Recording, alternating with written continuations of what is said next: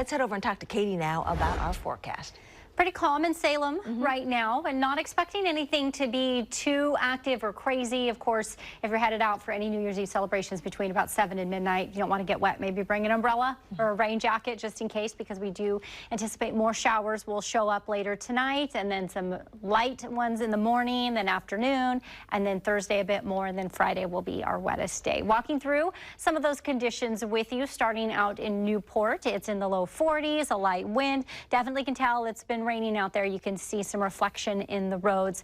Now tonight it is going to be rainy on the west side of the Cascades up until midnight. Then there's going to be a bit of a break. Like I did mention, a few showers will linger through the metro in the morning, but for the most part it'll just be a shower or two, and the valley and everything won't see anything until we get into the afternoon.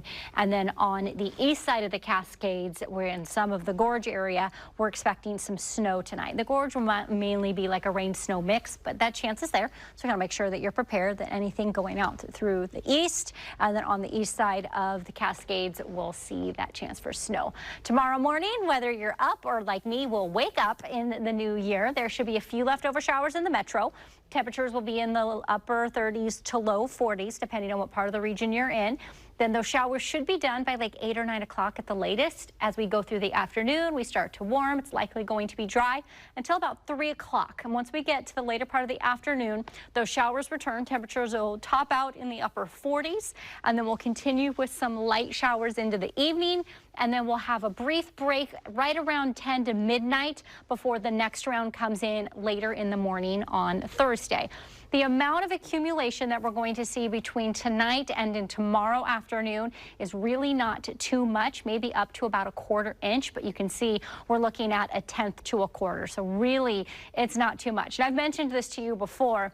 This one particular model that we watch in the middle always tends to go a little heavy. It's always a little more biased toward getting some extra accumulation, but we take that into consideration, and you can see that there's a couple there that have a little more and then more that have less. So just know there's a chance for a few showers tomorrow. As far as the next 3 days, there'll be some, that's the later stuff for the night tonight, and then we have some dry.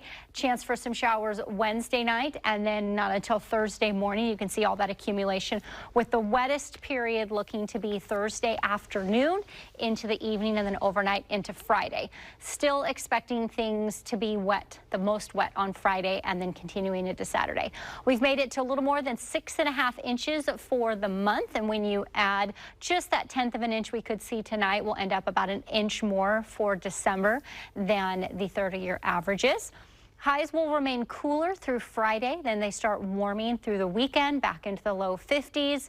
Looks like we'll have a likely dry Monday, Tuesday next week with some sunshine to brighten your day.